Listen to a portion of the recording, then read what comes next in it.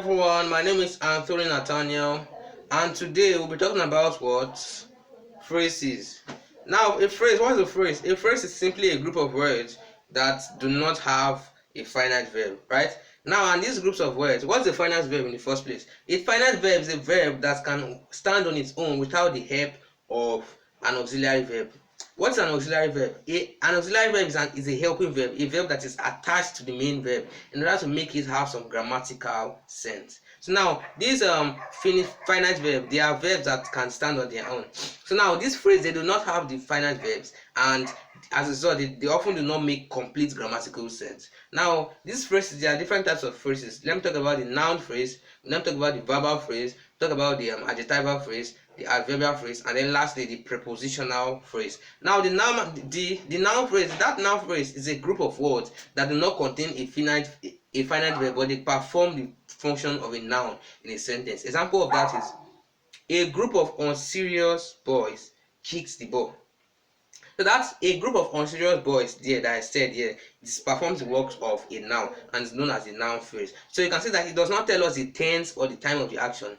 It does not tell us that's a group of unserious boys. It does not tell us any. It does not describe any action, but it tells us. It just gives us the group of people. So a group of unserious boys. It does not contain contain a finite verb, and it's a noun phrase. Moving on, we also have the verbal phrase, and the verbal phrase is basically a group of words that perform the function of a verb and they do not have a finite verb.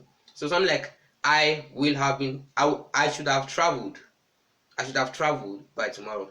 So now that should have traveled in the sentence performs the function of a verbal phrase. Should have traveled. I will be traveling. Yes, all those group of words, they perform the function of a verbal phrase because they do not tell us the sense of the actions and they do not contain a finite verb. Moving on, we also have the prepositional phrase. Prepositional phrase is basically a group of words that are preceded by a preposition. For example, I traveled to school for my application. Now that for my application is consists of three words, right? And those three words, they are preceded by the word for. So that for is a preposition. So if that preposition is the head word, and so it makes that three groups of words, also known as the prepositional word phrase. Now moving on, we also have the adjectival phrase, and the adjectival phrase is a group of words that perform the function of an adjective. For example, that big-headed lazy boy kicks the ball.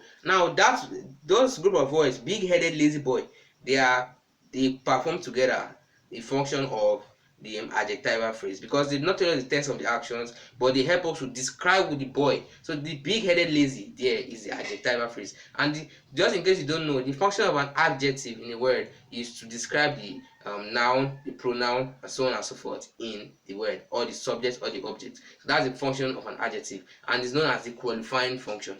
Moving on, we also have, lastly, we have the adverbial phrase, and the adverbial phrase basically functions to modify and